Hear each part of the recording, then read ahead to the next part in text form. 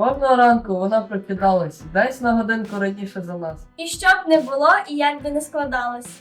У нас Михайло з мовою перший раз.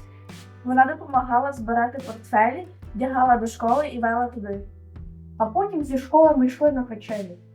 У парк, у садок і десь до води. Ми швидко росли, і мама казала: Хоч на хвилинку спинитися нам. І з цими словами нас обіймала. І ми обіймалися, ховали стопами. Мамо, ти знаєш, я дуже ціную все, що ти робиш і зробила мені. І повинні розумні поради твої. Матусю, послухай, пишаюсь тобою. Ти точно найкраща, я вірю у це. Бо ти прикриваєш мене завжди спиною. Мамо, я люблю тебе. Мамо, я люблю тебе.